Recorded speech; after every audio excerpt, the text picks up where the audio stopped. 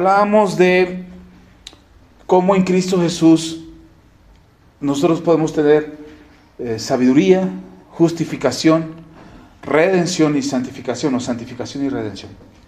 Y hablamos hace 8 días de la sabiduría.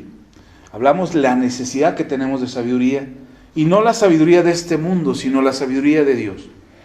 Y hoy quiero hablar de la justificación, porque aunque hemos mencionado mucho y hemos hablado muchas veces de la justificación, se acordarán, por ejemplo, la enseñanza cuando les compartí y hablamos de que nosotros somos la justicia de Dios en Cristo Jesús aquí en la tierra.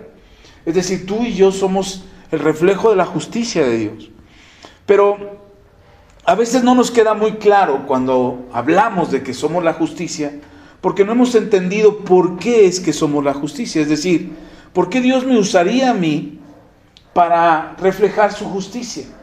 Cuando a lo mejor no soy muy justo como padre, cometo injusticias con mis hijos, o a lo mejor no soy muy justo como trabajador, como empleado o como patrón. A veces no aplico esa justicia. Entonces, ¿por qué Dios me llama a mí, que soy la justicia de Dios? ¿Por qué Él quiere que yo refleje su justicia cuando a veces ni siquiera puedo ser, pues ya ni siquiera justo, por lo menos ecuánime o equitativo en las cosas?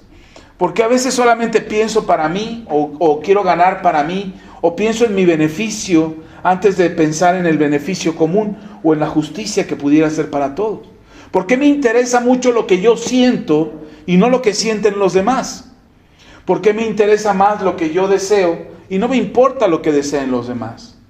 Cuando pensamos de esa manera, estamos evitando que la justicia de Dios sea a través de nosotros. Cuando pensamos egoístamente, el egoísmo es algo que surge en nuestra naturaleza caída, no en nuestra naturaleza divina. Es decir, cuando nosotros somos egoístas, estamos actuando desde la naturaleza del pecado. El pecado busca eso, el egoísmo. Satanás fue desechado, o antes llamado Lucifer, fue desechado del cielo por su egoísmo. Él quería ser igual a Dios. Él quería compararse como Dios y decirle a Dios: salte de aquí, yo quiero ser como tú, o yo soy como tú, o yo puedo ocupar el lugar que tú ocupas, o hacer las cosas que tú haces. Y por eso fue desechado del cielo, por egoísta, por pensar en sí mismo. Ahora, ¿qué es lo que enseña? De acuerdo a lo que veíamos hace 8 días en la sabiduría, cuando el mundo te dice piensa en ti, lo que importa es lo que tú sientes, lo que importa es lo que tú quieres. Claro, la psicología, la pedagogía, la sociología, la filosofía, la antropología y el comportamiento humano a lo largo de la historia ha sido estudiado por muchas ciencias y no han logrado ni siquiera entender por qué actúa el hombre como actúa, o por qué el cerebro funciona como funciona. De hecho, no logran identificar dónde el alma se aloja. Yo soy de la teoría, no soy científico ni neurólogo, pero yo soy de la teoría que el alma está en el cerebro, porque ahí están nuestros pensamientos, nuestros deseos, nuestros sentimientos, emociones y recuerdos, que es lo que constituye el alma. Sin embargo, el ser humano no ha logrado definir cómo funciona el cerebro. Y a pesar de todos los estudios de psicología y psiquiatría que existen, no logran concluir o determinar qué origina cierta conducta o cierto comportamiento en el ser humano, como si fuera una regla. Es decir, un mismo efecto, un mismo suceso, un mismo acontecimiento puede provocar una actitud diferente en cualquier ser humano. Aunque sea lo mismo, bajo las mismas circunstancias, bajo la misma situación, bajo las mismas condiciones, puede provocar una reacción diferente en el ser humano. ¿Por qué es eso? ¿Por qué pasa eso? Porque somos seres únicos, somos creados de manera única. Por eso no podemos homogeneizar o establecer reglas de comportamiento iguales para todos, creyendo que todos las van a respetar. Yo tengo 3 hijos y a los 3 los educamos de la misma manera. Y los 3 piensan completamente diferente uno del otro. Y los 3 tienen actitudes diferentes uno del otro. Y los 3 tienen decisiones diferentes. Y fueron creados en el mismo hogar, con las mismas condiciones, con los mismos padres, con las mismas circunstancias. Por supuesto, pudiéramos pensar que como papás fuimos aprendiendo y con el segundo mejoramos y con el tercero mejoramos como papás. Pero no, las condiciones eran las mismas. Lo que yo puedo observar al tener 3 hijos es que puedo ver que cada uno de ellos tiene una voluntad propia. Cada uno tiene una personalidad propia. Y entonces eso tiene que ver mucho con lo que nosotros somos como seres humanos.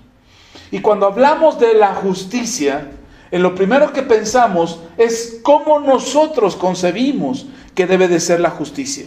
De la misma manera que el mundo piensa que la sabiduría que el ser humano debe de tener es de acuerdo a la sabiduría que ellos tienen y no a la sabiduría de Dios, por eso es común pensar más en el egoísmo, pensar de manera individual o egoísta o arbitraria o personal o sin importarme lo que piensen y sientan los demás.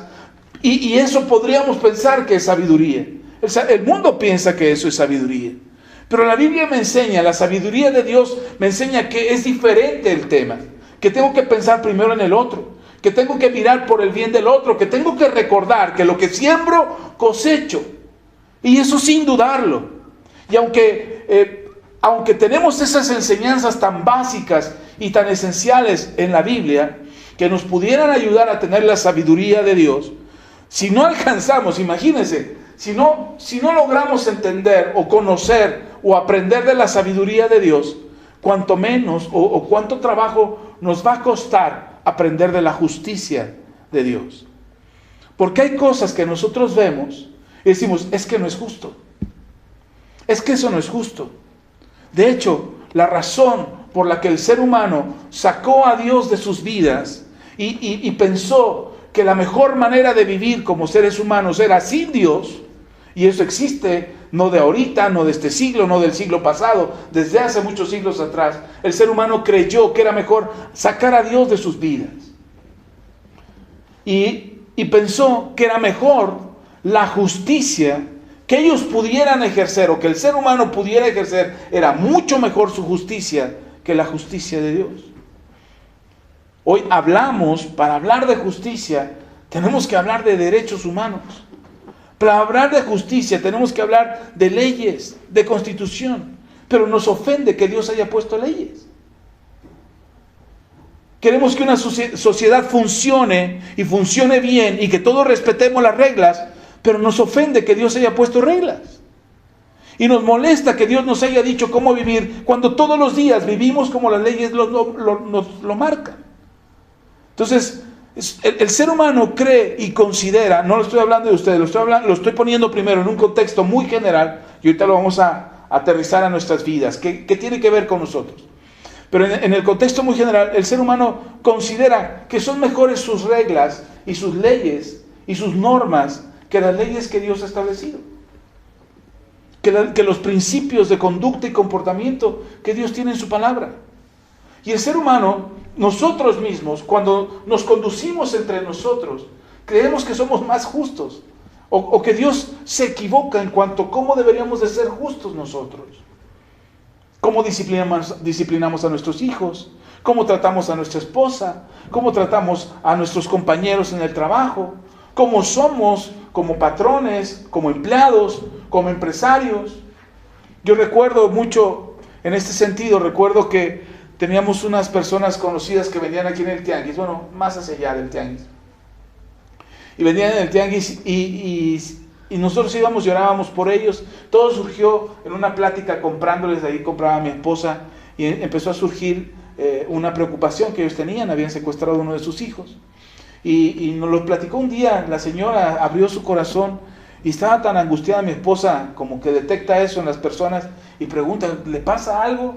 Y entonces la señora no aguantó más, no sé si ya lo había contado todo el mundo o éramos los primeros a los que se los contaba. Le decía, es que mi hijo está secuestrado y nos amenazan y quieren tanto dinero y creen que tenemos mucho dinero. Pues la verdad es que eran muy ostentosos, pero además tienen mucho dinero, pero creen que tenemos mucho dinero y estamos muy preocupados, no nos han dado noticias y estamos juntando el dinero. Y dice mi esposa, déjenos orar por usted. Y su hijo va a regresar íntegro, no va a tener que darle un peso, y va a regresar con bien. Oramos ahí en el pleno tianguis, en tianguis de domingo, y oramos ahí, pusimos las manos, Dios abrió los cielos, escuchamos, yo sentí la respuesta de parte de Dios, va a regresar pronto, eso fue lo que le dijimos, va a regresar pronto, va a estar bien, no se preocupe. Y Y a los 8 días que volvimos, ya regresó. Digo, ¿y cuánto pagaron? No, pues nada. Y a partir de esa señal que Dios le dio a esa familia, nos abrieron las puertas de su casa para ir a orar. Íbamos cada 8 días a orar. Y orábamos por ellos. Y entonces ya platicando con ellos, hablando de estos principios básicos que les hemos enseñado a ustedes desde los primeros discipulados, entre ellos la justicia de Dios. Y hablábamos de la justicia. El hijo me dice, es que, ¿cómo puedo yo ser justo? O sea, ¿cómo puedo ser justo si... Tengo que decirle, el pastor dice, yo a mi báscula no es de 1 kilo, mi báscula es de 900 gramos. ¿Cómo puedo ser justo si cuando yo voy y compro cajas y cajas de jitomate, la báscula donde yo compro está adulterada? Y todos sabemos que está adulterada. Y todos sabemos que nos están dando menos de lo que nos están cobrando. Y entonces yo ya sé que me robaron. Y entonces yo vengo aquí con kilos de menos de 100 gramos, menos de 1000 gramos. Y tengo que bajarle a mi báscula y tengo que adulterar. ¿Cómo puede ser uno justo si todos son injustos con uno? Y entonces nos ven la cara de tontos. Eso es lo que el mundo enseña. No te dejes. No te dejes. Tienes que hacer lo que tengas que hacer para que no te vean la cara. Y creemos que el vernos la cara es que seamos tontos, que seamos débiles, que seamos dejados de los demás. Y entonces no creemos que la justicia sea correcta o que la justicia sirva para algo. Y sabe, no lo creemos hasta que la necesitamos, hasta que se necesita que se nos haga justicia, hasta que pedimos que alguien nos haga justicia, que el que me va a vender me venda kilos de kilo. Que cuando yo me pare en una gasolinera no tenga que leer un letrero que diga, aquí sí se venden litros de a litro. Pues ¿qué no se supone que los litros son de a litro? ¿Por qué tendría yo que dudar que 1 kilo es de a kilo y que 1 litro es de a litro? Si le costó años a la humanidad, no sé si siglos, no recuerdo la historia de ese asunto, pero le costó establecer el peso homogéneo en toda la tierra para decir 1 kilo es 1 kilo. Ahora ya los kilos no son de kilo, los litros no son de litro. Pero ahora te venden envases, por ejemplo, no sé si han visto los envases de detergente que parecen de 1 litro. Y si tráete 1 litro de detergente y vas y lo agarras y cuando lo ves dice 970 mililitros. Pero el envase parece de litro. ¿Por qué tenemos que hacer eso? ¿Por qué mientras alguien es injusto lo normalizamos o creemos que está bien, o nosotros somos injustos y creemos que está bien, pero cuando necesitamos justicia quisiéramos una justicia plena? Bueno, ¿por qué pasa eso? Porque estamos condenados a un pago por nuestro pecado. El ser humano no ha entendido, y a veces nosotros, aún siendo cristianos, no hemos entendido que la justicia de Dios no tiene variación. Con Dios los kilos son de a kilo, los litros son de a litro. El castigo es el que se merece. El pago del pecado es muerte. Eso es indiscutible. Dios es justo. Y cuando nosotros observamos lo que pasa en el mundo, cuando nosotros observamos lo que hace la gente, inclusive llegamos a pensar que Dios no es justo. No nos parece justo que haya niños con hambre. No nos parece justo que haya muertes de infantes. No nos parece justo que los ancianitos sean maltratados. No nos parece justo que haya guerras, muerte, hambre, pestes, destrucción, enfermedades. Y decimos, Dios es injusto. Por eso al hombre, al ser humano, estoy todavía en lo general, por eso el ser humano considera que Dios es injusto. Y que la justicia de Dios no es buena para el ser humano. Porque es tajante, porque es estricta, porque es un verdugo, porque es un señor con un látigo en la mano esperando a ver quién se porta mal para castigarlo. Y eso es lo que piensa la gente. Y por eso la justicia ya no tiene tanto valor para el ser humano. Sí, justicia, que se me haga justicia cuando la necesito. Y una justicia correcta, y una justicia pronta y rápida. Pero cuando se trata de ser justos, de ser honestos, de decir la verdad, de ver por el otro antes que ver por mí mismo, ahí ya perdemos toda posibilidad o toda capacidad de ser justos. Ahora, la Biblia nos dice que en Cristo Jesús, lo leímos, hace 15 días empezamos, lo volvimos a leer hace 8 días, así es que vuelvo a leer en 1 Corintios capítulo 1, versículo 26. 1 Corintios capítulo 1, versículo 26 al 31. Dice: pues mirad, hermanos, vuestra vocación, que no sois muchos sabios según la carne, ni muchos poderosos, ni muchos nobles, sino que lo necio del mundo escogió Dios para avergonzar a los sabios, y lo débil del mundo escogió Dios para avergonzar a lo fuerte, y lo vil del mundo y lo menospreciado escogió Dios, y lo que no es, para deshacer lo que es, a fin de que nadie se jacte en su presencia. Versículo 30. Mas por él estáis vosotros en Cristo Jesús, el cual nos ha sido hecho por Dios sabiduría. Jesús ha sido hecho por Dios para nosotros sabiduría, que ya hablamos hace 8 días, justificación, santificación y redención, para que, como está escrito, el que se gloría, gloríese en el Señor. Ok, otra vez, a veces es difícil o nos cuesta mucho trabajo. Nos cuesta mucho trabajo poder, sobre todo cuando hacemos una transmisión en vivo, para los que nos ven en vivo, nos cuesta mucho trabajo separar. A veces quisiéramos que el mensaje fuera para todo el público, para toda la audiencia, para los que creen y los que no creen, y se lleven un mensaje que fortalezca su fe, o al menos los lleve a acercarse a Dios. Pero a veces cuesta trabajo poder hacer esa separación en una enseñanza. Así es que, como lo hice hace 8 días, tenemos que separar lo que el mundo piensa y lo que nosotros deberíamos de pensar. Respecto a la justificación, de lo que habla el Señor o de lo que habla la Biblia, también tenemos que separar lo que el mundo piensa y lo que nos enseña la palabra de Dios en los que creemos. ¿Por qué es importante separarlo? Porque, como lo leíamos hace 8 días, para el que no cree, la predicación del Evangelio es locura. Pero para nosotros, los que sí creemos, la predicación del Evangelio, el mensaje o la predicación del Evangelio, el mensaje en sí del Evangelio, para nosotros es poder de Dios. Entonces, sí tenemos que diferenciar, porque cuando tú no crees en Dios y no crees en la palabra, mira, hermano, yo pongo un ejemplo muy absurdo, que ya me han regañado por ponerlo, pero el día que encuentre otro ejemplo lo pondré. Pero yo creo que si la Biblia me dijera a mí que los elefantes vuelan, yo creería que los elefantes vuelan, aunque nunca haya visto uno volar.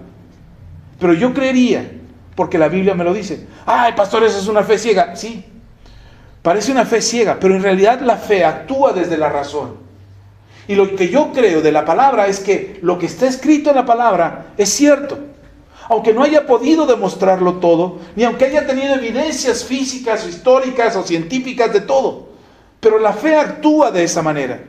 Por eso, para el que no cree, creer lo que dice la Biblia respecto a la sabiduría, por ejemplo, o el testimonio de lo que tenemos que hacer en la palabra, que nos lleva ya lo decía mi esposa, la pastora lo decía hace un momento de la mañana, decía, una cosa es creer lo que está escrito, pero otra, la más difícil, es poner por obra lo que hemos aprendido. Esa es la parte más difícil de la fe. Tú puedes creer lo que dice aquí, pero ponerlo por obra es muy complejo, porque implica tu voluntad, implica tu naturaleza, implica tus propios deseos. Entonces, cuando hablamos de lo que enseña la Biblia, creer lo que dice la Biblia es poder para el que cree, pero para el que no cree, para el que duda de lo que está escrito en ello, o lo que está escrito en la palabra de Dios, entonces no se vuelve poder, se vuelve locura, para los que no creemos es locura, me enredé. Para los que no creen es locura, para los que sí creemos es poder. ¿Dónde radica la diferencia? ¿O dónde está la diferencia en ello? ¿Por qué para uno es locura y para otro es poder? Es que tú crees lo que está escrito aquí y lo pones por obra. Cuando lo pones en acción, tú ves lo que por naturaleza divina, lo que está escrito aquí, empiezas a ver el cambio que se origina o que se produce en hacer lo que está escrito aquí. Veíamos un programa de televisión, me puse yo una serie de televisión, y veíamos y veíamos cómo cómo se trataba de unos jóvenes que se enlistaban se reclutaban al grupo de Marines de Estados Unidos. Y veíamos cómo los tratan y cómo les repiten hasta que ellos creen lo que están haciendo ahí. Pero llega el punto, le decía a mi esposa, ¿te das cuenta cómo desde el principio lo que les dicen es que tienen que matar? La palabra matar, nosotros oímos matar y todavía nos causa un poquito de escozor, ¿no? Pero se vuelve una palabra tan natural, tan desafiante, como parte del reto, de cada logro, de cada acción que hacían, de cada victoria y cada triunfo que tenían. La palabra matar era parte de lo que estaban haciendo, que se volvía tan común, tan natural, que ya hacerlo después era fácil. Cuando nosotros menospreciamos la palabra de Dios y decimos, no, ese es un libro religioso, no, ese es un libro para fanáticos, no, ese es un libro que está equivocado, se contradice, ahí la Biblia se contradice, que ni siquiera la hemos leído completa y ya pensamos que se contradice. Y pensamos de esa manera, creer lo que está escrito aquí, nos cuesta trabajo ponerlo por práctica. Y ponía el ejemplo de este programa de televisión, y no dudo que así sea, que así se haga, y no solamente en Estados Unidos, en cualquier ejército, el propósito de un soldado es entrenarlo para obedecer sin dudar. El soldado se le entrena para que obedezca y no ponga en tela de juicio. Prácticamente le dicen, tú no vas a pensar, tú lo que vas a hacer es obedecer. Prácticamente ese es el entrenamiento. Ahora han cambiado, con el paso de los años han cambiado un poquito ese sistema de entrenamiento en los ejércitos, tratando un poquito de humanizarlos un poquito más. Bueno, pero eso no significa que no suceda. Lo que quiero decir es que, o lo que trato de explicar es que, si ellos entienden que la repetición y la programación y el establecimiento de un pensamiento único en esos soldados les da mejores resultados, en un ejército es mejor un soldado que obedece a un soldado que no obedece. Es mejor un soldado que sigue las reglas a un soldado que no las sigue. ¿Por qué es importante? Porque en medio del campo de batalla, donde el enemigo te está atacando, lo que tú quieres es alguien que obedezca, ¿o no? ¿O quieres alguien que tome la decisión? No, pues ahorita necesito pensarlo. Vamos al frente, ahí viene el enemigo. No, pues déjeme pensarlo, a ver si tengo tiempo, ahorita voy a ver. Te hace pedazos el enemigo, ¿o no? Ahora, yo no estoy diciendo que ustedes y yo seamos soldaditos que no tienen voluntad, que no pueden pensar, que no tienen pensamiento ni sentido crítico. No les estoy diciendo eso, nunca les hemos enseñado eso, no aquí.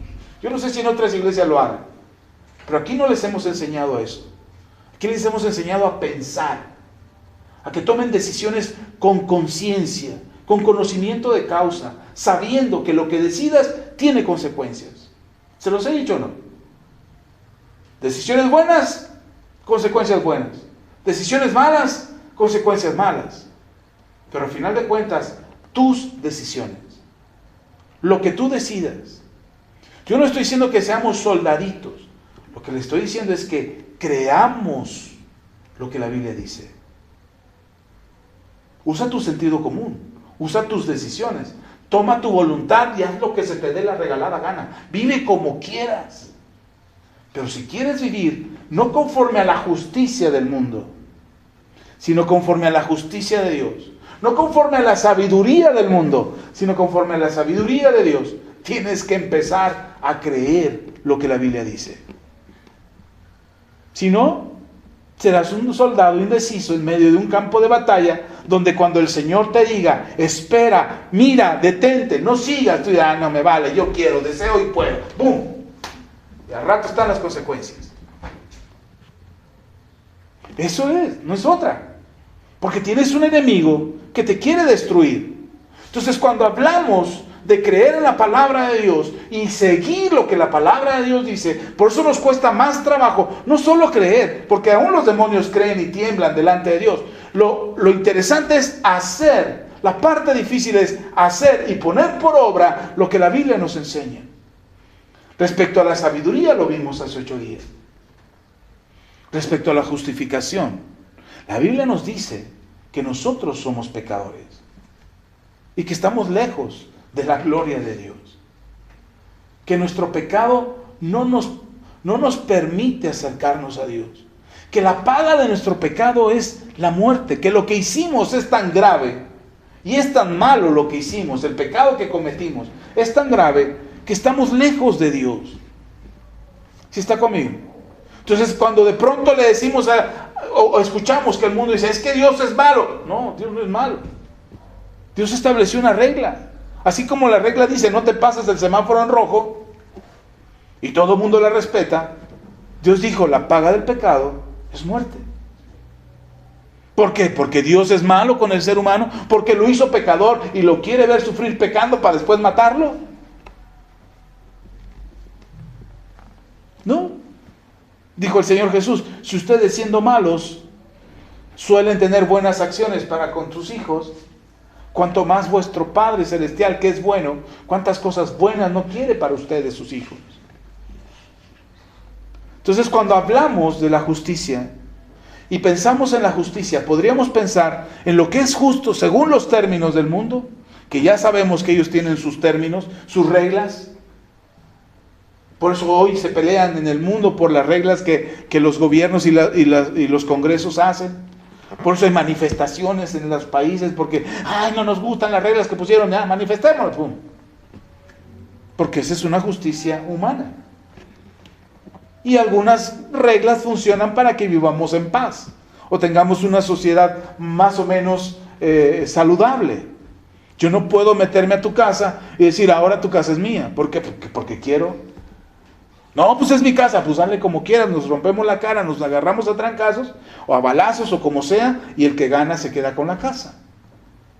¿Por qué no pasa eso en nuestras sociedades? Bueno, sí pasa, pero no tan común como podría pensarse que es.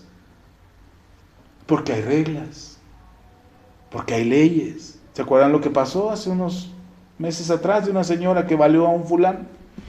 Porque no se querían salir de su casa. Y todos se indignaron, vieja loca, que quién sabe qué. Cuando revisan el expediente, cuando se hace juicio, de acuerdo a las leyes humanas, resulta que la señora sale absuelta. Salió libre. Y la gente dice, no, pero mató a alguien. Sí, pero no vieron todo lo que había detrás de ese caso. Porque hay reglas. Reglas que si no se respetan, pues hay consecuencias. Entonces, ¿por qué si creemos que las reglas del ser humano son correctas, pero las reglas de Dios no lo son?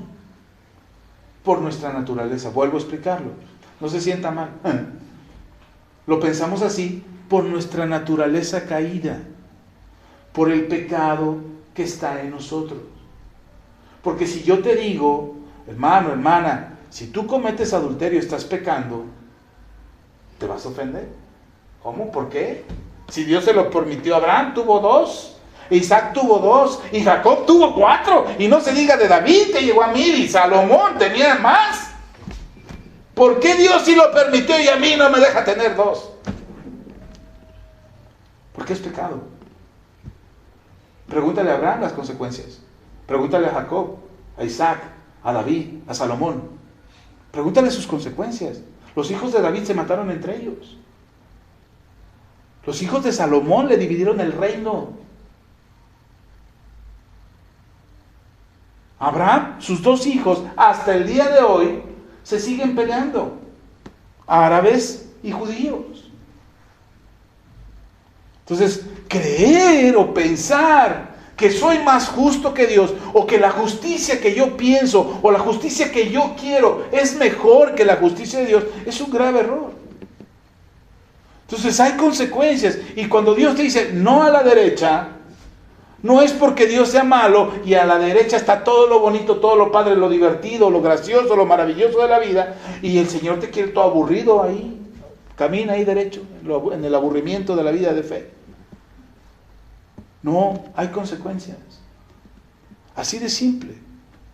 Si la ley tiene consecuencias, y la ley llama a alguien que viola estoy hablando de la ley humana, si la Constitución o la ley de tránsito, quien sea, a alguien que quebranta la ley le llama culpable, llámese asesino, ladrón, homicida, corrupto, delincuente, como quiera que sea, falta de tránsito, y ese es el nombre, ahí sí lo dice específicamente la ley, se le encuentra culpable, se le encontrará culpable de homicidio, de robo, de lo que sea que se acuse en la ley, y lo señala. ¿Por qué nos ofende que el Señor llame al pecado pecado? Si están violentando la ley. ¿Por qué nos ofende que el Señor diga, este es un borracho? Ay, no, es más bonito decirle alcohólico anónimo. No, este es borracho conocido, se le conoce muy bien. ¿Por qué nos ofende? Otra vez, vuelvo a explicarlo, así de simple, porque nuestra naturaleza cayó por causa del pecado. Entonces lo que Dios llama justo, no nos parece justo.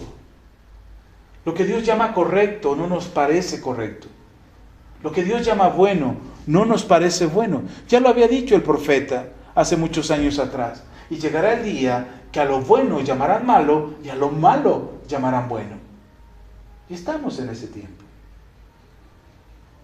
Entonces, cuando hablamos de que Cristo Jesús es justificación para nosotros, bueno, habiendo puesto todo este panorama completo, quiero llevarlo ahora a lo que nosotros somos en Cristo. ¿Por qué la Biblia sí te puede llamar justa? O justa, o justa, o justa, o justo, justo. ¿Por qué el Señor nos llama de esa manera? Cuando somos malos padres, o incluso malos hijos. Porque somos malos empleados, malos patrones, malos ciudadanos, no pagamos impuestos. ¿Por qué no nos parece, o por qué, a pesar de ser como hemos sido, o actuado como hemos actuado, el Señor dice, no, ya no más, tú eres justo.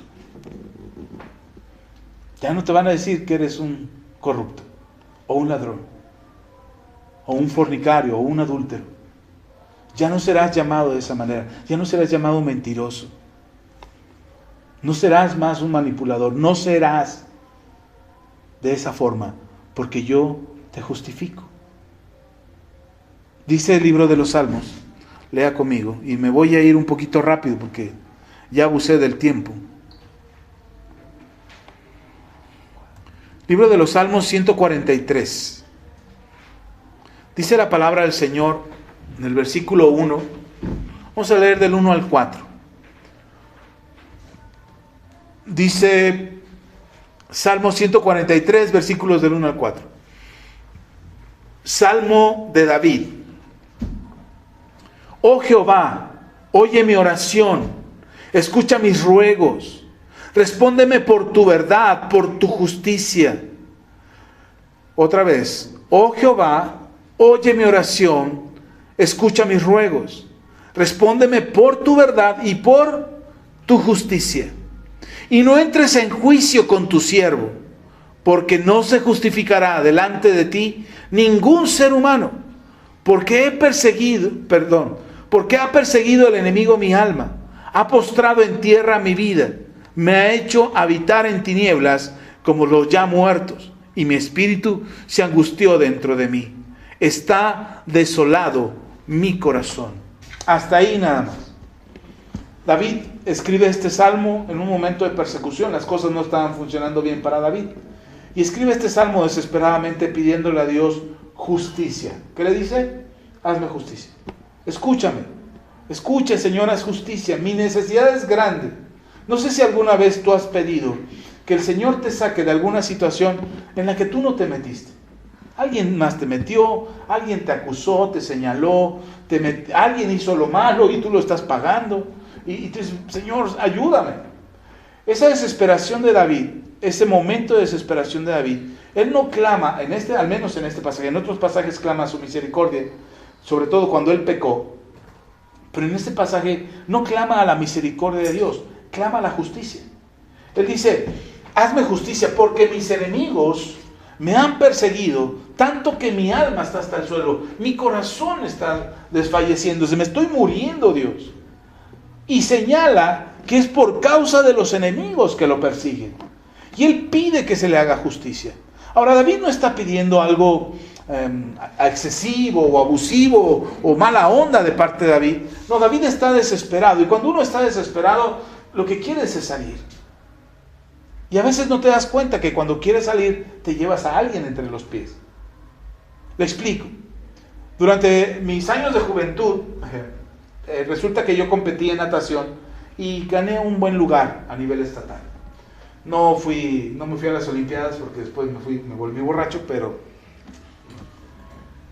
más bien ya era borracho en ese entonces. Pero me gustaba nadar mucho. Y entonces uno de mis primeros empleos fue ser salvavidas. Me entrenaron en la Cruz Roja, me entrenaron en los bomberos.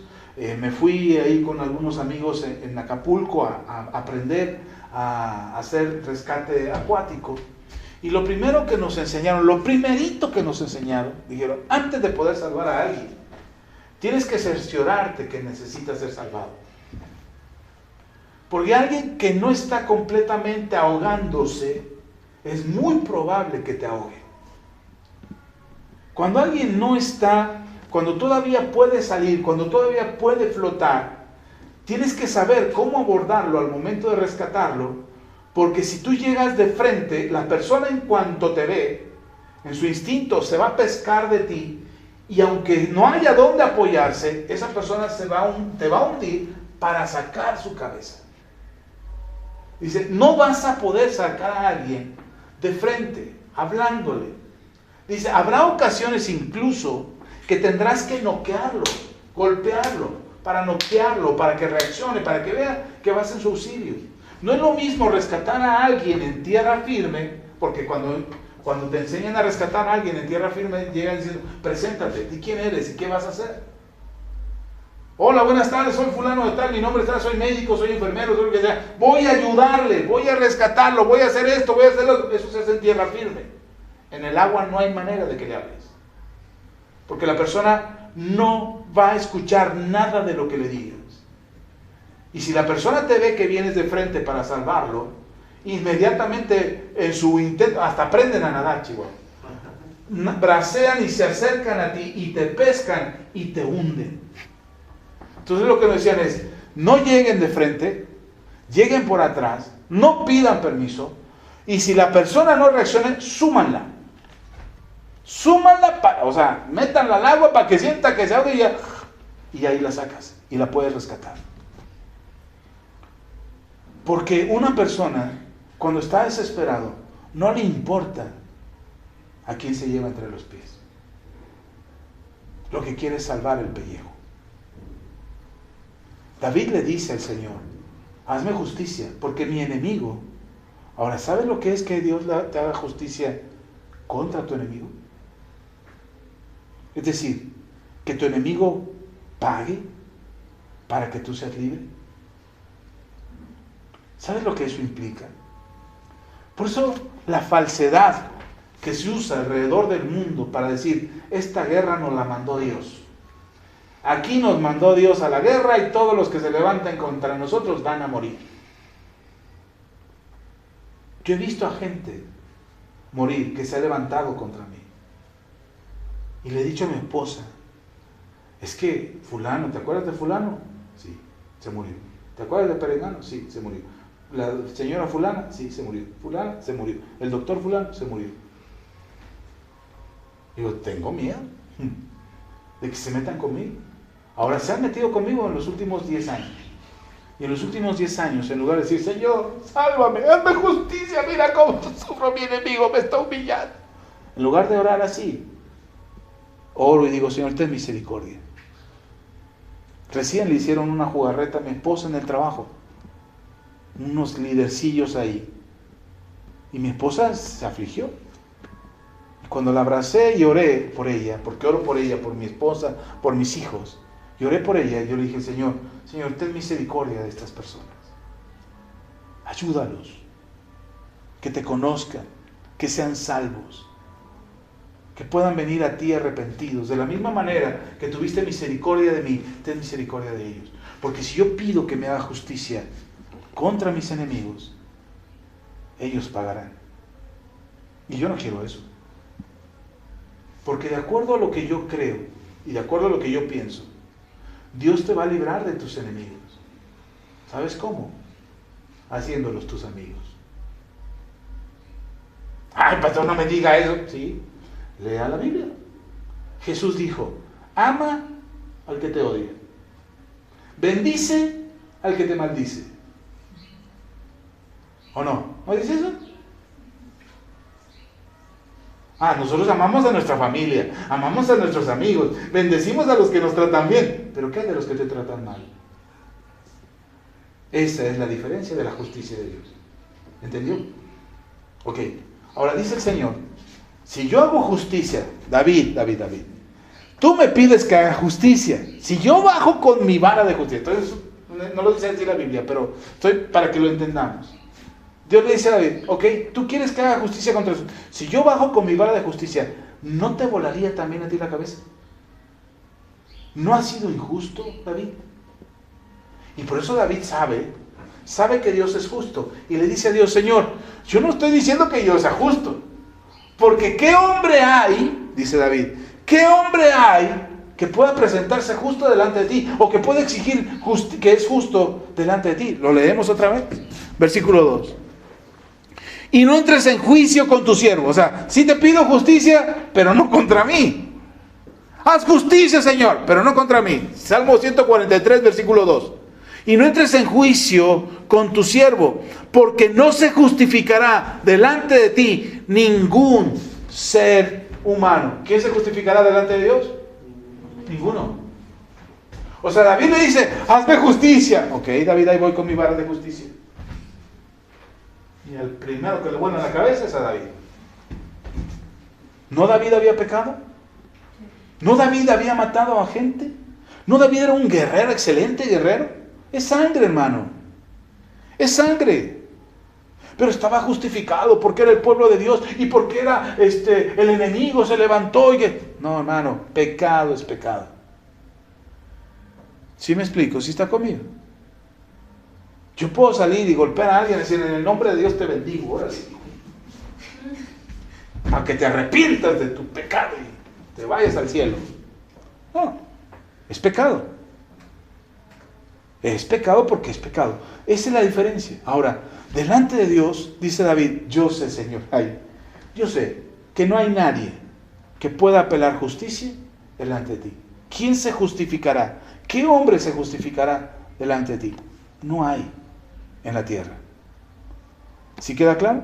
Ahora, ¿podríamos justificarnos delante de Dios? No. ¿Podríamos ser justos delante de Dios? No. Por eso les he explicado aquí muchas veces que por más esfuerzo que tú hagas, por ser bueno, no lo vas a lograr. Más vas a tardar en prometerle a tu esposa, a tu mamá, a tu hijo, ya me voy a portar bien, ya voy a dejar eso. Eso es malo para la salud, ya, lo voy a dejar, ya me voy a portar bien. Más tardas en prometerle a que lo vuelves a hacer. ¿Por qué? Porque nuestra naturaleza está caída. Por eso no podemos justificarnos a nosotros mismos. No podemos ser justos nosotros mismos. No hay un ser humano que le diga a Dios, Señor, me he portado bien, me he portado bien. Ya merezco tu bendición. Ya merezco que me bendigas. No podemos justificarnos. Ojo, pero Dios sí te hace justo. A ti mismo tú te justificas, pero Dios sí te hace justo. Veamos, mire. Lea en Isaías, capítulo 53. Ahí adelantito de Salmos, está Isaías.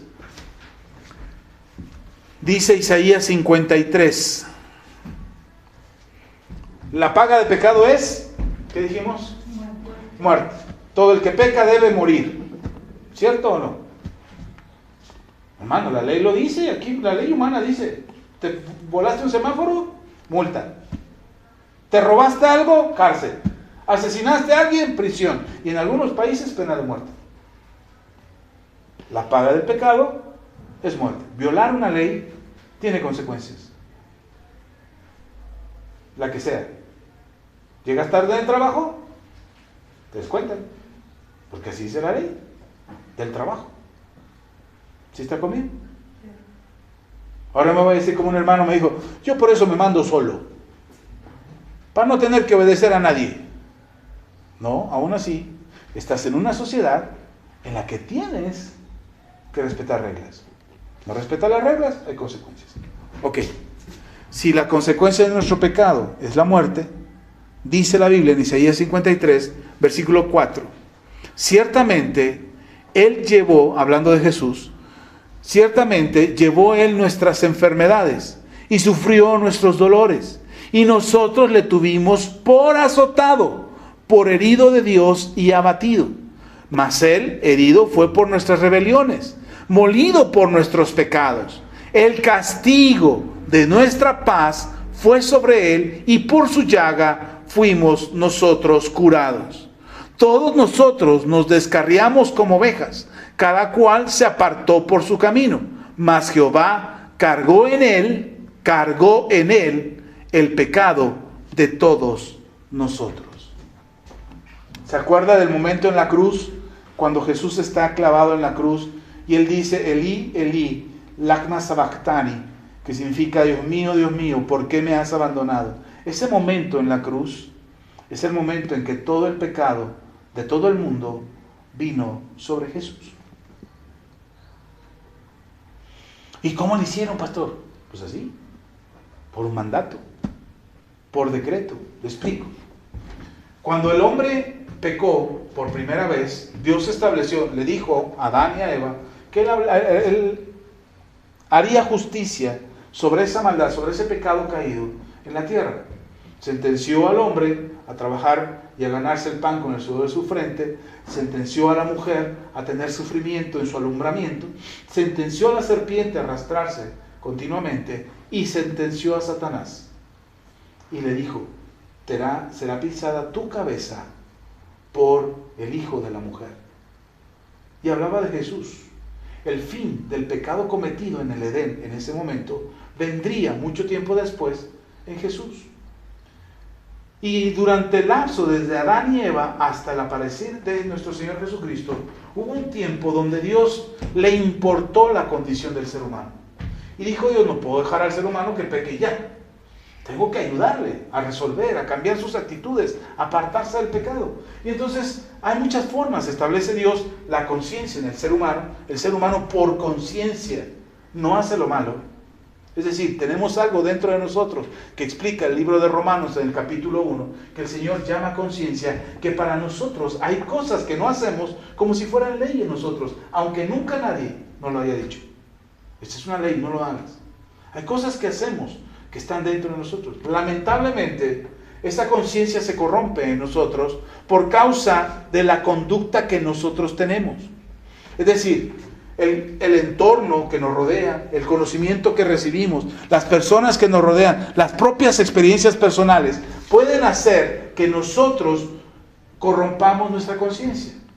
Por ejemplo, ¿cuántos papás les dicen a sus hijos, no mientan, no digan mentiras, eso es del diablo, te vas a ir al infierno? Bueno, no así, ¿verdad? Pero le dicen, no mientas.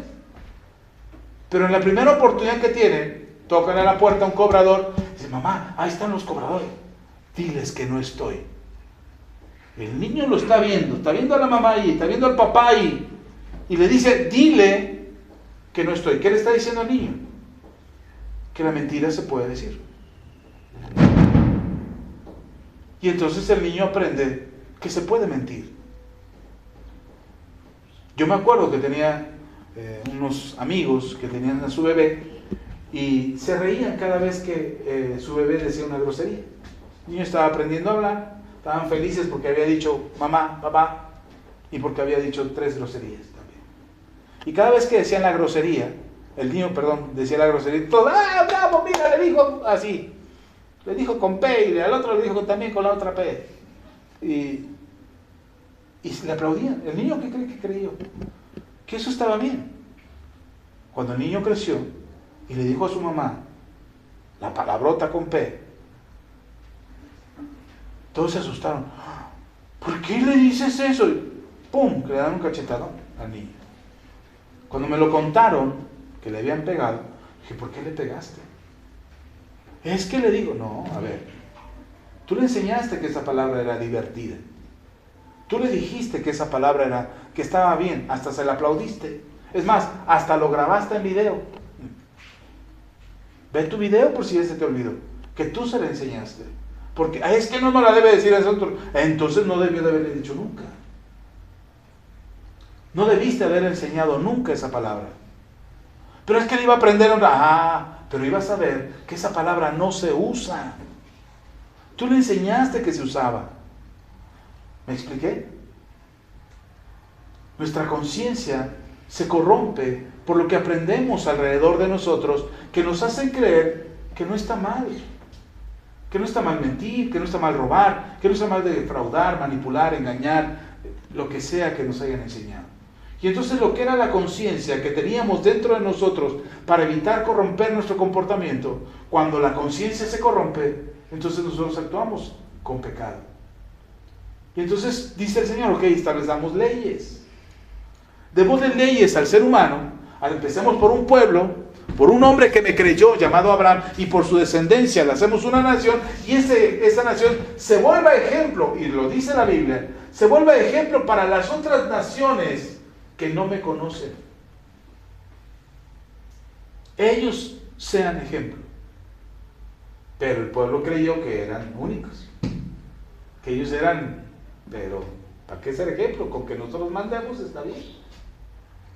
Y se corrompieron también. Y entonces Dios establece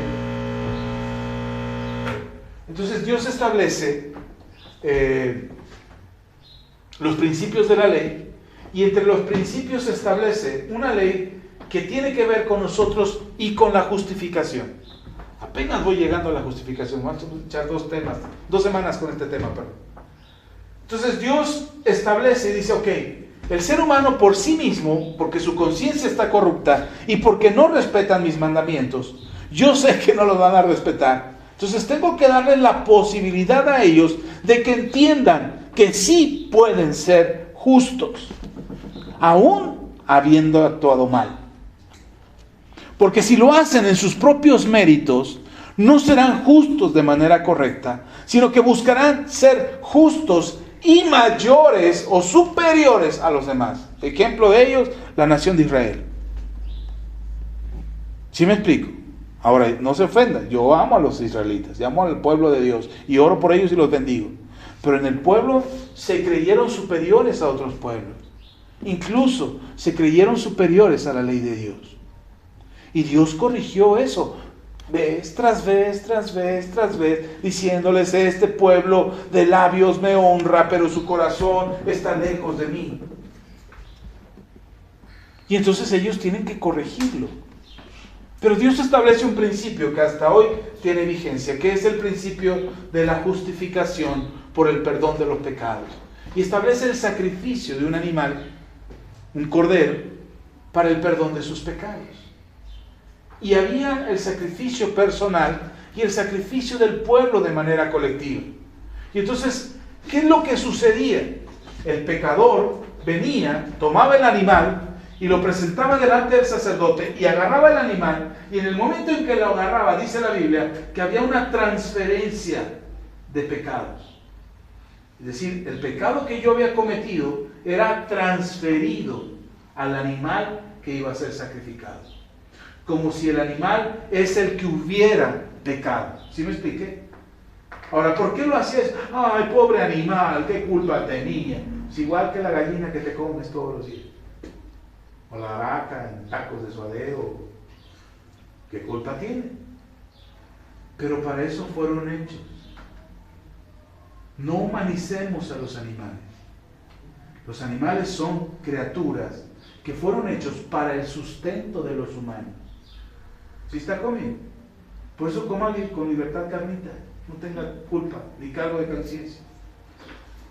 Ahora lo que se ha procurado es que no se maltrate a los animales al momento de sacrificarlos.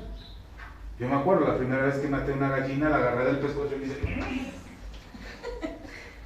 tenía 13 años, compréndame. La segunda vez que maté una gallina, después de que vio mi papá cómo maté a la primera, dice, no, ¿cómo crees? Así no se mata la gallina. Mátala con el machete, ahí está, agarra la gallina, pon una tabla ahí, agarra la gallina, le das el machetazo y ya, se muere rápido. Ahí voy, agarro el machete, agarro la gallina y le doy el machetazo, pero le pego mal. Entonces anda la gallina con el pescuezo roto ahí, me anda corriendo. Me asustó. Y mi papá correteando a la gallina y dice, ¿pero por qué? Pues es que me falló. Bueno, ya después aprendí a matar animales, pero no tienes que hacerlo sin sufrimiento, no con maldad. Bueno, ¿por qué dije lo de los animales? Porque los animales fueron hechos para el sustento del ser humano. ¿Sí está conmigo? No originalmente. Originalmente usted lee en Génesis, no fue así. ¿De qué comían los animales? Plantas. ¿Qué comía el ser humano? Plantas. No le dijo el Señor, de todos los frutos del huerto puedes comer. No le dijo, de todos los animales, escoge vaca, puerco o chivo, ¿qué quieres?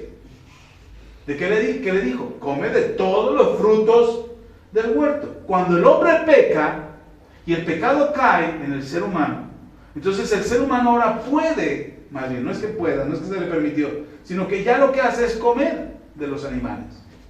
¿Sí me expliqué? Ok. ¿Tenemos permitido hacerlo? Sí, puede hacerlo con libertad. Gracias por lo que se va a comer, quizás tacos de suadero o tacos de longaniza, lo que usted se vaya a comer, coma en paz. Ok. Pero también los animales, el Señor permite que a través del sacrificio de un animal haya perdón de pecados. ¿Por qué? Porque había derramamiento de sangre. No hay perdón de pecados sin derramamiento de sangre. Entonces, para nosotros los seres humanos no somos inmortales, no aquí, no en este mundo. En este mundo somos mortales. Y hay un tiempo de vida para nosotros. Si yo me sacrifico a mí mismo por mis pecados, me muero, me sacrifico y me muero, ¿quién disfruta de la vida después de que yo haya muerto? No puedo, no tengo oportunidad. Una vez muerto yo por mis pecados, no tengo oportunidad de demostrar que mis pecados son perdonados. Es decir, que ya no soy pecador, sino que ahora soy justo. ¿Me expliqué? Ok. Si yo muero por los pecados que cometí, es decir, que me sacrifiquen a mí para el perdón de mis pecados, me sacrifican, muero, ¿a quién le demuestro? ¿O cómo demuestro, si ya estoy muerto, cómo demuestro que mi vida cambió, que mi vida es diferente, que sí fui perdonado de mis pecados, que ahora soy justo por causa de que se derramó mi sangre y por causa de que fui perdonado? ¿Se puede? No, no puedo. Entonces dice el Señor, ok, hagámoslo así, transferimos tus pecados al animal, yo tengo autoridad sobre eso y voy a hacer que tus pecados, la maldad que tú cometiste, se transfiera al animal, y entonces el animal va a morir, va a derramar su sangre y va a morir por consecuencia de tus pecados. Pero una vez que el animal muera, tú eres libre de esos pecados. Ya no eres pecador, ahora eres justo. ¿Sí me expliqué? Y esa era la ley. La ley establecía que nosotros éramos justificados, bueno, el ser humano era justificado por medio de la muerte de un animal y el derramamiento de su sangre. ¿Se cumple la justicia de Dios? Sí, derramamiento de sangre para perdón de pecados y muerte como pago del pecado cometido. Pero yo no tengo que morir, muere el animalito. Y ese animal era el sacrificio que se ofrecía y había una transferencia de mis pecados. Por eso el que traía la ofrenda tenía que tomar al animal con sus manos. Era un poco, nos deshumanizamos, hermano. Perdimos la empatía, perdimos la identidad, perdimos la consecuencia que traía el sacrificio. Y entonces los seres humanos, el pueblo de Dios, estoy hablando del pueblo de Dios, que eran los que traían los animales, ya no les importaba. Ah, sí, oye, ¿a dónde vas al templo? ¿A qué va? A que Dios me perdone mis pecados. Oye, pero no llevas nada para ofrendar. Allá afuera del templo venden unos becerros y vacas y borregos y palomas y lo que sea. A ver, ¿para qué me alcanza? Y entonces el perdón de pecados ya no era una convicción del corazón de arrepentirse de lo que había hecho, sino más bien pagar la cuota. ¿Cuántos Aves Marías y cuántos Padres Nuestros tienes que rezar para que Dios te perdone tus pecados? Es lo mismo. ¿Sí me explico? Por eso aquí, en esta iglesia, en este ministerio, no les enseñamos que tienes que hacer algo para que Dios perdone tus pecados. Hermano, véngase de rodillas de la entrada y le voy a poner espinitas ahí en la gravilla, le voy a poner arena, le voy a poner ahí. Para que entre de rodillas y cuando entre aquí sangre en sus rodillas como... No, hermano, no tiene que hacer eso. ¿Sí me explico? Ahora, ¿la ley sigue vigente? Sí. La ley sigue vigente. Jesucristo mismo dijo, no pasarán cielo y tierra, pasarán, pero su palabra no pasará. Todo va a cambiar, todo va a ser diferente, pero la palabra de Dios tiene cumplimiento. Jesús dijo, no vine a abrogar la ley, es decir, no vine a cancelar la ley, vine a cumplir la ley. Así es que la ley de Dios tiene vigencia. La paga del pecado es muerte. No hay perdón de pecados sin derramamiento de sangre. Eso sigue vigente hoy en día. Es la ley de Dios y es una ley permanente. Hasta que sea el final de los tiempos y el juicio final, y entonces las reglas cambian. Dios pondrá otras reglas. Pero hasta hoy todavía tiene vigencia. Que para el perdón de tus pecados tiene que haber derramamiento de sangre y muerte. ¿Sí me sigue? ¿Vamos bien hasta aquí o me regreso? Vuelvo a empezar. Ok. Hasta ahí vamos bien. Entonces Dios establece el juicio sobre la tierra de que para el perdón de pecados la humanidad pecó, Adán y Eva, ya los veremos en el cielo. Y si tiene algo que reclamarle a Adán y Eva, ni se va a acordar, bendito sea Dios.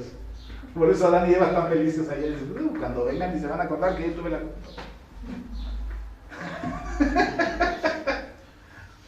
No va a haber muerte, ni enfermedad, ni llanto. Entonces que Adán y Eva están bien contentos allá. Pero, entonces Dios establece esa transferencia de pecado. Ok. ¿Qué pasa con Jesús en la cruz? ¿Es igual? Pero espérenme. Me regreso otra vez al sacrificio del animal, del corderito. El cordero que se sacrificaba cada año tenía que ser un cordero de un año. Es decir, hoy sacrificaba mi cordero y mañana ya estaba buscando entre todos mis rebaños el corderito recién nacido para apartarlo y guardarlo durante todo un año. ¿Sí está conmigo? Entonces, ¿se acuerdan de las ofrendas especiales que hacemos aquí? Ok, le decimos, hermano, ya entregó su ofrenda, bendito sea Dios, ahora empieza a juntar la otra. ¿Por qué queremos que usted lo haga así? Porque tiene que importarle. Lo que sucedió con el pueblo de Israel es que dejó de importarle. Ya no le importaba la ofrenda. Antes tenían que escoger. Acababan de sacrificar a mi animalito ahí en el altar, el sacerdote lo acababa de ofrecer en sacrificio. Yo llegaba a mi casa y empezaba a buscar. Lo primero que había que hacer era empezar a buscar a un becerrito, a un borreguito, a un corderito recién nacido, que no tuviera defectos, que no tuviera manchas, que no estuviera enfermo, que no estuviera mal, y lo buscaba entre todos los que acababan de nacer. Recuerden que había constantemente reproducción de animales. Entonces yo tenía que buscar al que fuera el adecuado, de acuerdo a lo que la ley me pedía, y lo apartaba y lo tenía que poner aparte de todos los demás animales. No lo podía tener con los otros animales, lo tenía que apartar. Y entonces yo lo tenía aparte. ¿Quién cree que lo alimentaba? ¿La mamá? No. ¿Quién lo alimentaba? El dueño. ¿Quién lo cuidaba? ¿La mamá? No, el dueño. No podía andar brincando trancas, entonces, porque se podría quebrar la pierna, y si se quebraba la pierna, ese corderito ya no iba a servir para el sacrificio. Entonces, ¿cómo tenía que andar el pastor de ese cordero? O una de dos, detrás de él, o se lo cargaban. Entonces, ¿le importaba el animal? Le importaba. ¿Por qué le importaba? Porque sabía que si ese animal no era el adecuado, Dios no perdonaría sus pecados. ¿Sí está conmigo? ¿Sí me entendió? Ahora, ¿cuánto tiempo lo cuidaba? Todo un año. Porque al siguiente año que presentara su ofrenda, tenía que traer su corderito de un año, el sacerdote lo revisaba, y entonces pues hermano, Tienes un perro callejero que apenas lo saludas ahí, medio lo ves, y cuando se lo lleva a la perrera, ¡ay, pobrecito! ¡Ay, no, no se lo lleve! Es de aquí de la cuadra. ¿Te importa el animal? No le das ni de comer. Ahora un animalito que cuidaste, casi como tu hijo, que viste por él para que no se enfermara, que le evitaste temperaturas bajas, que le evitaste que se... Es más, tú brincabas por él. Ay, se le fue su juguete. Ay, yo voy, ovejita. No te espérate, yo te lo traigo. Y el día del sacrificio tenías que traer al animalito y tomarlo y verlo a la cara, verlo a los ojos y ver cómo moría por tu causa. ¿Importaba o no importaba? Y ese era el sacrificio que a mí me hacía justo, ver como el que no tenía culpa.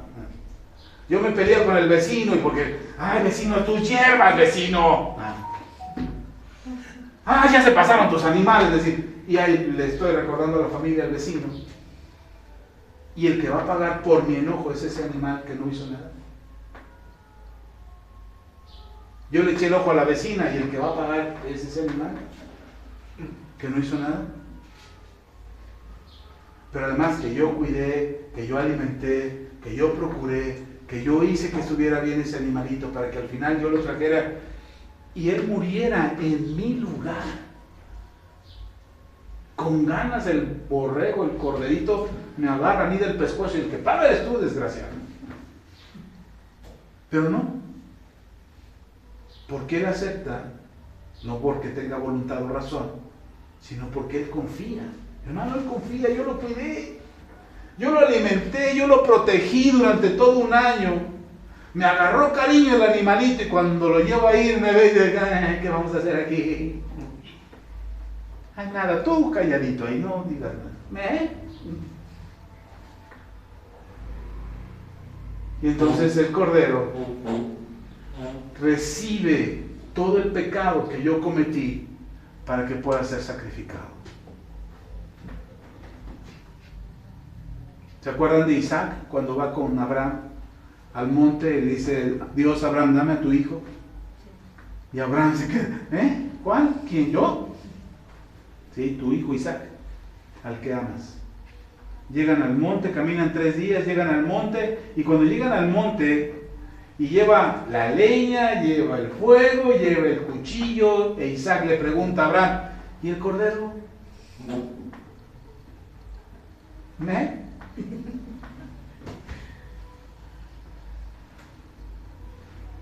Y Abraham le dice, Dios proveerá.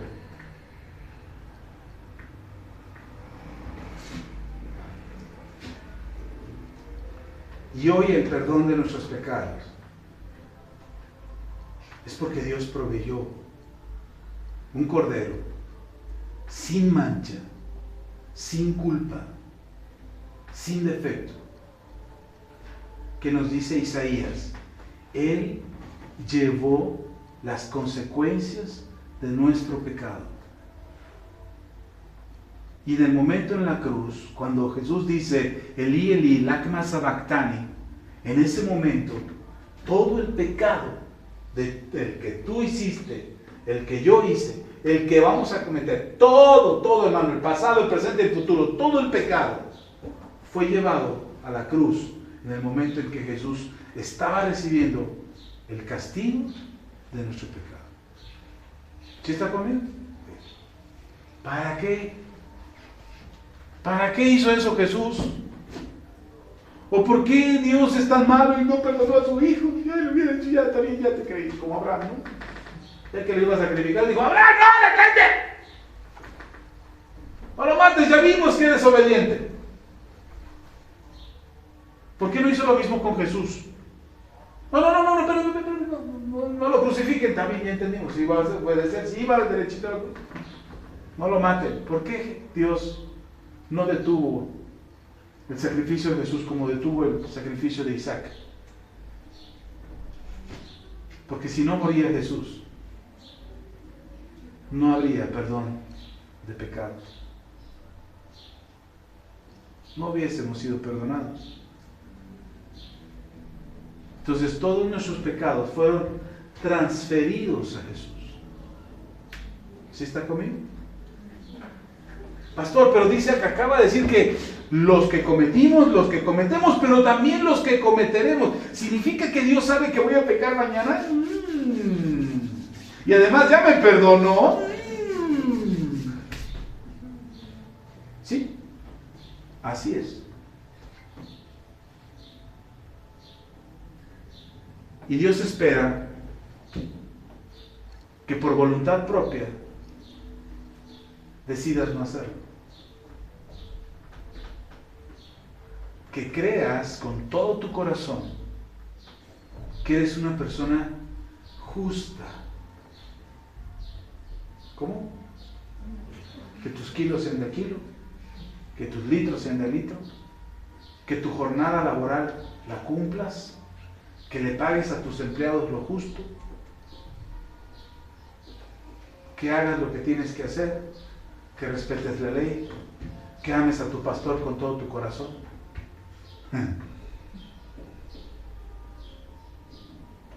Pero hoy el Señor te hace justo por medio del sacrificio de nuestro Señor Jesús. ¿Sí me sigue? ¿Sí está conmigo? Vamos a terminar. Voy a parar aquí porque ya se me acabó el tiempo. Pero no hemos terminado con la justicia. Dice otra vez en Isaías, lea conmigo. Versículo 4, Isaías 53, versículo 4 al 6. Vamos a leer otra vez, dice. Y espero que ahora sí, cuando lo lea, lo entienda. Pero sobre todo, lo crea. ¿Ok? Ciertamente, Él llevó nuestras enfermedades y sufrió nuestros dolores. Y nosotros le tuvimos por azotado, por herido de Dios y abatido. Una pausa aquí. El pueblo de Israel, cuando vio a Jesús que estaba siendo crucificado, más lastimado, azotado, creyeron lo mismo que pensaron de Job. ¿Se acuerdan de Job? Los amigos de Job, que rodeaban a Job después de que le fue como en feria a Job, que había perdido a sus hijos, que había perdido su ganado, que estaba todo lleno de sarna, y además su esposa le había dicho, ya mejor muérete, así cobro el seguro al menos. Yo creo que pensó, ¿verdad? Pero cuando estaba así Job, sus amigos vienen con Job y le dicen a Job, no hay ser humano que no reciba algo si no es consecuencia de su pecado. ¿Sí me escuchó? Sí. Lo que sembramos, cosechamos. Ley irrefutable. Y entonces le dicen a Job, tú no puedes decir que no hiciste nada. Job, mira, se perdió tu ganado, perdiste tu cosecha, se murieron tus hijos, todo en el mismo día. Eso no puede ser otra cosa que un castigo de Dios. Así es que no digas que eres justo. Porque Job decía, no sé por qué me está pasando esto. Pero Job también decía que solo lo bueno recibiremos de Dios y no lo malo. Jehová dio, Jehová quitó, sea el nombre de Jehová bendito. Mientras Job decía eso, sus amigos le decían, ay, no te hagas el inocente, Job. De seguro le echaste el ojo a la vecina.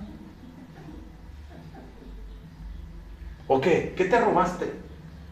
O esas tierras tuyas que tienes que son muy fructíferas y prósperas y dan mucho fruto, ¿a quién se las robaste? ¿O tus hijos no son tuyos? ¿O qué? Ya, confiesa tu pecado. De verdad, eso esperaban de Job, que Job reconociera lo que David reconoció. ¿Se acuerda qué dijo David? Nadie se puede justificar, no hay hombre en la tierra que se pueda justificar delante de Dios. Y entonces cuando Job dice, es que yo no sé por qué me está pasando esto, pero acepto lo que Dios determine para mí, los amigos vienen y le dicen, lo estás recibiendo por pecador, Job. Te está yendo mal. Por eso en muchas iglesias usamos todavía el ministerio de Job. Bueno, aquí no. Pero hay iglesias de, hermano, si usted se porta mal, le va a llevar al infierno, va a haber regalo a la pata. No. Aquí no. Aquí no enseñamos eso. Pero sabemos que lo que hacemos tiene consecuencias. ¿Ok? Y entonces lo que dice Isaías es que el pueblo de Israel, cuando mira, y toda la humanidad, cuando mira a Jesús castigado, azotado, le arrancaban la barba, le esculpían en el rostro, lo crucificaron. Cuando vieron todo eso dijeron, Dios no está con él. Juicio de Dios le está cayendo. Ahora, ¿quién hizo el juicio? ¿Dios? No. Lo hicieron los hombres. En los términos de la ley del hombre. De acuerdo a su criterio, levantando falso testimonio, lograron crucificarlo. Ahora, dentro del plan de Dios estaba que ese cordero fuera sacrificado para quitar el pecado del mundo. Si está conmigo, si me sigue. Ok, entonces Jesús es llevado a la cruz y dice, le tuvimos por azotado, por herido de Dios y abatido.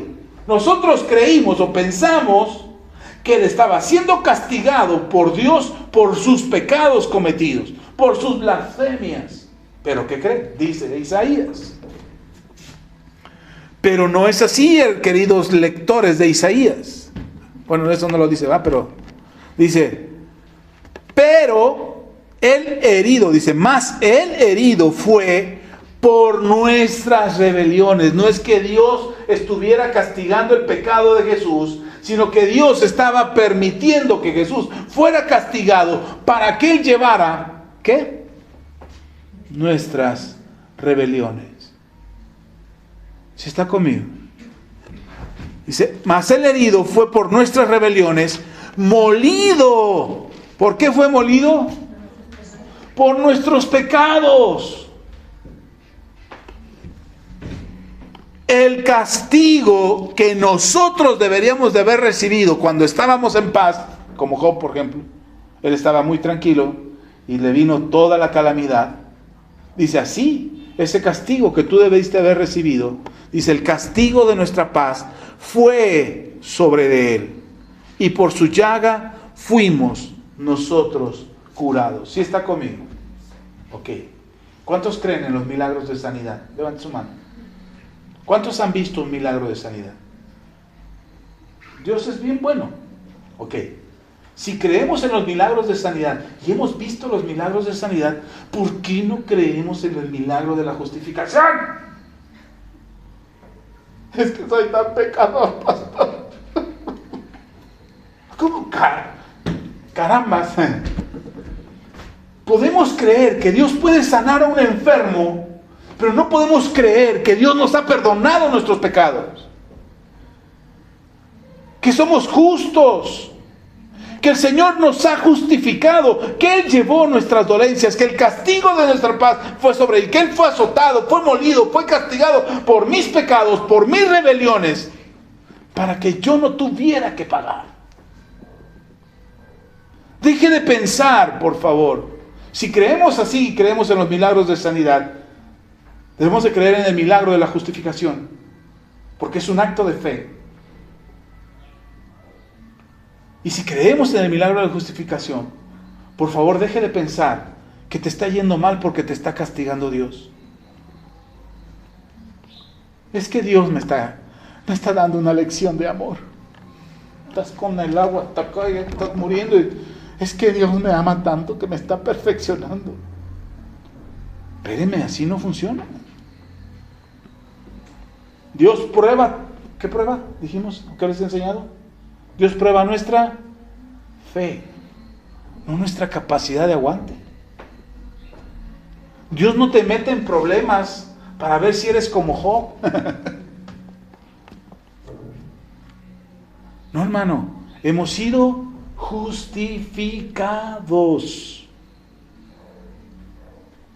por medio de nuestro Señor Jesús. Pastor, es que no me están resultando bien las cosas. Algo hay que corregir. Algo estás haciendo mal. Hay alguna actitud que no es correcta. Hay algún pensamiento en tu vida que no es correcto. Hay alguna forma de actuar en tu vida que no es correcta. Te victimizas, te haces el inocente, o el que no sabe nada, o el que nada puede. Pero eso tiene que cambiar. Sí está conmigo. Acabo de publicarla, bueno, más bien, ya estaban en proceso, ya les habíamos dicho, estaban en proceso de publicación las canciones. Ya salieron ahorita para YouTube, en unos días, quizás, semanas, salgan para Spotify, ya están en Apple Music, si tú tienes un Apple y eres fifi y traes un iPhone ahí, pastor, es que yo tengo un iPhone, sí. O sea, tienes para un iPhone, bueno, pues en Apple Music ya están las alabanzas. Y alguien me escribió y me dijo, seguramente ahora te crees mucho porque ya está tu música disponible. Y le dije, ¿vieras qué trabajo me costó creer que lo podía hacer? ¿Vieras el trabajo que me costó creer que podía hacer una canción y escribir una letra? No sabes el trabajo que me costó. Y no sabes la lucha que tuve conmigo mismo de publicarlas o no. Y sabe, la razón es simple. Es que ¿qué van a pensar los demás? Es que ¿qué van a opinar? Es que ¿qué van a decir? El pastor ni siquiera sabe tocar el tin, tin, tan, tan. Toca el timbre de la puerta y desafina. Es una lucha constante. Incluso es una lucha constante creer que merecemos ser bendecidos, ser sanados, ser prosperados. Es una lucha. Y es una lucha muy fuerte en nuestra cabeza que nos impide incluso vivir una vida en paz. Nos victimizamos, permitimos que nos sobajen, permitimos que nos humillen. Y no estoy hablando de ser humildes, tienes que ser humilde. Pero a veces permitimos tantas cosas en nuestras vidas porque no hemos creído que alguien pagó por nosotros en la cruz del Calvario. Y Jesús pagó. Jesús pagó por ti. Jesús pagó por mí. Y esa justificación a ti te hace una persona digna de recibir, de ser sanado. Por eso cuando alguien viene, es que mi diabetes, pues ¿dónde la compraste? ¿Dónde venden diabetes para ir a cerrar ese negocio? Es que mi hipertensión, perdón, ¿por qué?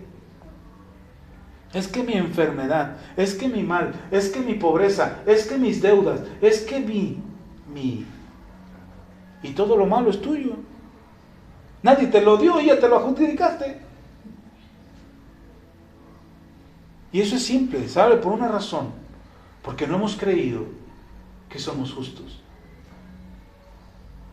Nos adjudicamos muchas cosas que Jesús clavó en la cruz y que dijo, esto no baja de aquí, Esto no va a bajar de aquí. Al acta de decretos, dice el apóstol Pablo, el acta de decretos, es decir, toda el acta que se había escrito contra ti, todas las cosas que se habían dicho contra ti, todas las cosas que habían dicho que eras y que ibas a hacer y cómo ibas a vivir, es igualito a su padre, igualito a su abuelo, es bien desgraciado, es bien adúltero, bien mujeriego, bien mentiroso, todo lo que se dijo acerca de ti, dice el apóstol Pablo, el acta de decretos. ¿Qué es un decreto? Una declaración, una confesión, un acto, un acuerdo, una ley que se establece vigente para tu vida. Dice, el acta de decretos que había contra ti fue clavada en la cruz del Calvario. ¿Dónde fue clavada? En la cruz del Calvario. ¿Por quién? No creo que se subió Satanás. Tú tampoco. Es que yo me sacrifiqué y me clavé en la cruz. No digas cuentos. Nadie se puede justificar a sí mismo delante de Dios. ¿O sí? No. El único que pudo hacerlo se llama Jesucristo. Y Él clavó en la cruz del Calvario todo lo que se dijo contra ti, no a favor de ti. El acta de decretos que había contra ti, todo aquello que se espera, de lo malo que se espera que te suceda, ya fue clavada en la cruz del Calvario. Por lo tanto, tú no tienes, ni yo, ni ninguno de los que creemos en el Señor, tenemos por qué tener una vida de dolor, de sacrificio, de sufrimiento, de tempestad, de calumnia, de todo lo malo que te puedas imaginar. ¿Por qué razón? Porque había un corderito que el mismo Juan el Bautista dijo: este es el Cordero de Dios. ¿Quién cuidó de ese cordero? Dios, no tú. No José y María. Ay, que María, tan buena gente, que por eso le pedimos a María. No, no fue María. María dijo: haga mi Señor lo que quiera conmigo. José, mire, yo creo que Dios es tan sabio. Esto no lo dice la Biblia, pero yo me lo imagino. Dios es tan sabio que si José, quien cuidó de Jesús toda su infancia y toda su juventud, que le enseñó el oficio de ser carpintero y le enseñó a ser un buen arquitecto, porque eso eran los carpinteros antes, no solamente hacían muebles, también construían casas, porque trabajaban la madera, sabían trabajar la madera, y le enseñó a Jesús el oficio. Yo me imagino, si María lloró ahí a los pies de la cruz por Jesús cuando estaba siendo crucificado, yo me imagino a José que sí se hubiera agarrado los cotorrazos. Dejen a mi hijo, montoneros, déjense venir uno por uno, con martillo en mano y los clavos en el otro, órale. Pero se fue antes, por la pura misericordia de Dios, porque yo creo que Dios sabía, no, este sí se agarra a los trancazos.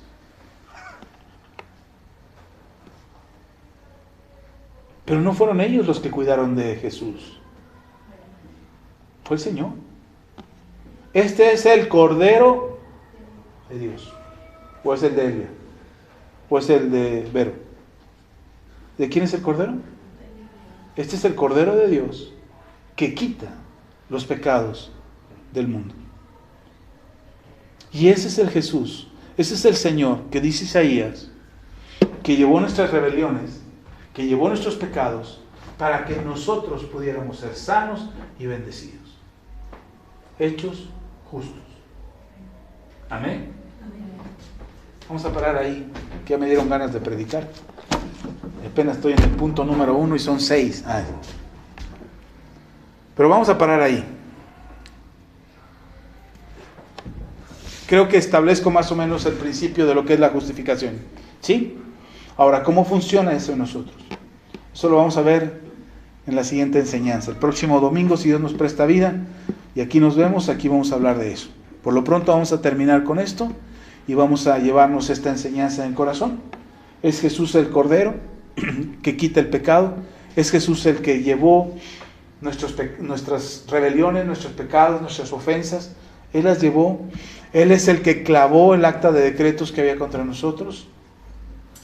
Y nosotros somos libres de ello. Quédese con eso, porque apenas vamos a entrar a ver cómo funciona esta gracia y esta justificación que el Señor ha puesto en nuestras vidas por medio de Jesús.